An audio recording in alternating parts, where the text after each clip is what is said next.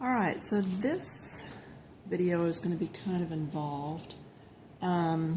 After getting little sheets like these with my colored pencils, I knew that that little bitty square down there was not nearly big enough to actually see what the color looked like. So, I went and made a ring like this. This is my Prismacolors. The color goes from dark to light, has the color name and everything on it. So this is all the colors I have. Now, I can carry this with me if I go to the store and need to know if I have a certain color. So that makes it handy. It's going to be really handy on the new Faber-Castell polychromos I bought, because I do want some colors and I don't want to duplicate. This is one that I made up from my Marco colors when they came in, and they have just color numbers, not names. That's the way they are on the pencils. For you scrapbookers, I made one for all my washi tape, and there's even a few on the back on some of these. It just lets me know what I've got. I know, like this one was a clearance at Joann's. Same with this. These, I actually rolled some off and onto a plastic sheeting. They're from my daughter. I have them by design. I have what's tiny rolls that I got from ordering from China, and then just various things. So all my washi's done, those are the ones I got from Dollar Tree. These I got from IKEA. Some of them you just kind of remember where you got them from. So anyway, doing that, then I thought, well, I am going to make some for my Faber-Castells, and I'm going to show you the steps. This is a package of paper that I got at Hobby Lobby. No, Michael's. I am so sorry. This one is from Michael's. Paid $2 for 50 sheets. I get it when it's on sale. Take out the sheet, and then I use my cutter, and I use this scrapbooking cutter, and I lay the sheet in there, and I cut. First, I lay it in this way, and I put the paper down and I cut it at 6.5, then move the paper to 4.5, then to 2.5, then to 2, and I toss that smaller section that was between the 2 and 2.5. It's just easier to cut if you cut it that way instead of going down to the half. And once you start cutting, you'll understand. And then the long strips each go in, and they all get cut at these measurements.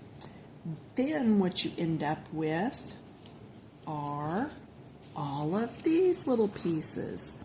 And these are actually 1 inch, no, 1.5 inches by 2 inches. Yeah, these are 1.5 inches by right at 2 inches. So I cut a bunch of those, and then I start hole punching them, and for some reason I ended up with a whole 2 or 3 rows that were shorter. That's okay. I went ahead and prepped all those, and I will have those for gel pens or markers or something else. So I can pile up a pretty good thickness of them, and I will always use that top one for a guide. This is called a Big Bite, and it's an awesome, awesome hole punch. It allows me to go right through. I demoed this the other day whenever I was pulling one of my coloring books apart and making it into a spiral. Then the next step is one of these nifty rulers. I found this in Mom's desk when we were going through her stuff after she died. And I have since found that they carry different rulers like this at Michael's. So you can find them over with the semi-drafting stuff. Okay, what I do is I take and the edge of the paper lines up with the edge of the ruler right there on the rectangle. And then I hold it down really well, and I start hard, lots of pressure, and then I'm going to get lighter as I go. This is another thing that you do not see on your swatch, or on the swatches that they send you in the stuff, and then I go all the way around it. They're not going to send you what it looks like when you're coloring from dark to light. Also, they don't send you what your pressure is going to look like with coloring. So what they show may be actually a middle grade pressure or a lighter pressure than what you could actually do. I find it works best to do dark to light. I have tried coloring once through real light and then going over it, and for me personally, this just works a lot better. And see, if I don't get dark enough, I can go back and deepen that up.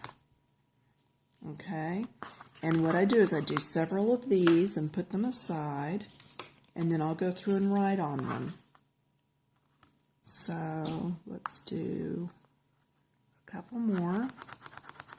And if I get one that's really light, like when I'm doing white, I will take my Prismacolor Premier marker and go all the way around right here so that it shows up on the paper, such as this. I did go ahead and color it because I want them all colored. It's just the way I am.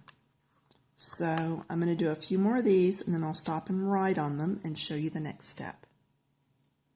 Another thing, by actually doing all of these yourself, you become a little bit familiar with the colors. Some of the colors are softer than others. Some of them, therefore, will actually be smoother, if that makes sense. They're softer, so they're easier to blend, and therefore the colors going from here to here just lay out a whole lot easier. So I write the name and then the number that's on it. Do not feel like you have to sit and color all these at one sitting. That is like almost impossible. My eyes started to bug. It's just really hard. And I know it's because I'm under a really bright light.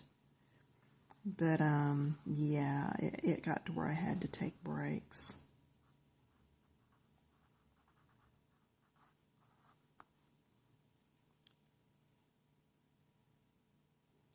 And I just spelled that wrong. So this one will get redone. But you know what? That's okay, because the pencil is right there. So it's a good thing I can show you mistakes, right? I have all my supplies out. I just go back over here and do another one real quick. That's another reason to go ahead and keep the pencils right there with your swatch, so that if you do mess up, you simply do another one real quick. That is not the first time I've ever messed up either. Got news for you. I am not a good speller. I'm just not. Okay, it's ultramarine.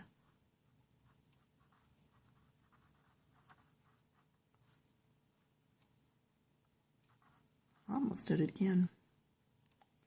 That's going to be good enough.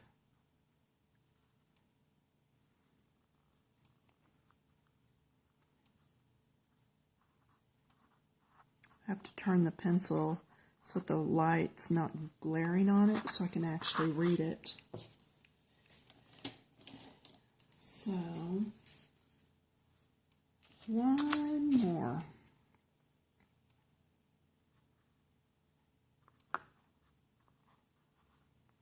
Well, that's a really weird name. And you'll learn to start way over here on some of them because of how long the names are. Helio Blue Reddish.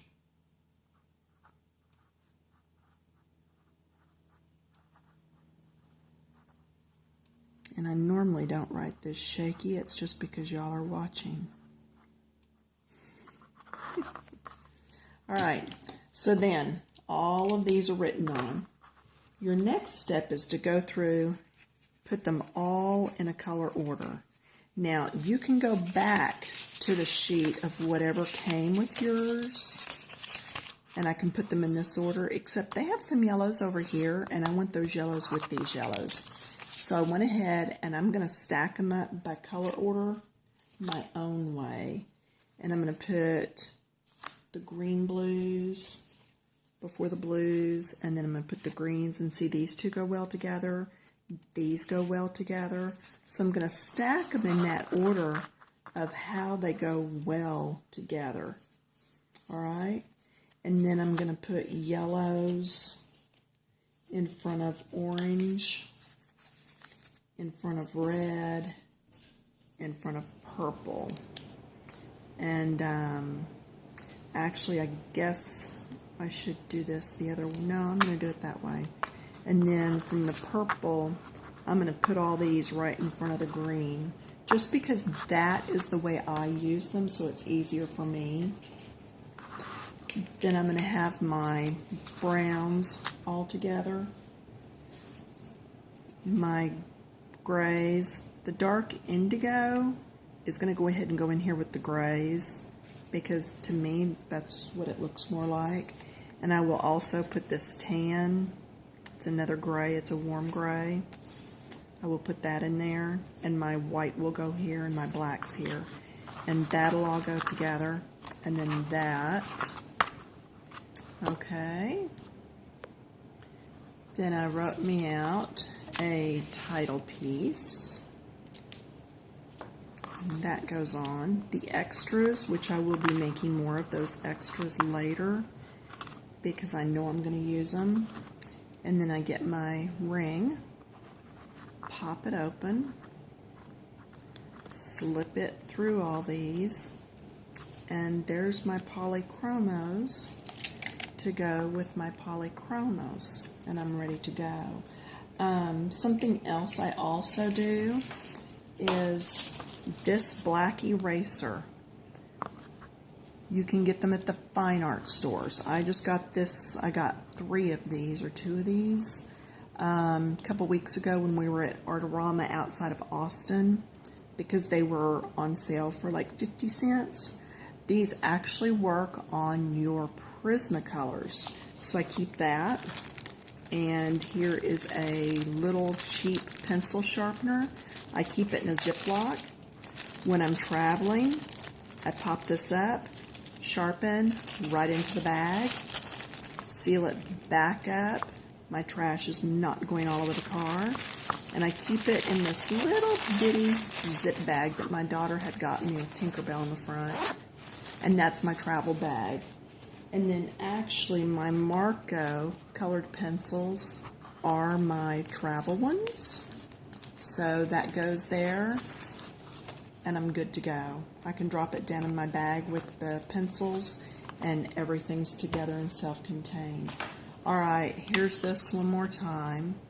I hope this helps. I use these for paint swatches. You can do fabric swatches. If you have different color paints in different rooms on the walls, you can do that. If you're in a new home and you're decorating, you can take swatches and put on these things and carry them in your purse. You don't want a big old ring. If you're just going to do it temporarily, throw a twist tie around it. It doesn't really matter. The thing is to make it to where you can use it for what you need. Okay, I'm going to go upload this. Several of the ladies on the coloring book Keep It Clean site on Facebook wanted to see how to do these. So let me go get this uploaded, and next video will probably be doing a sky with colored pencils. Alright, bye.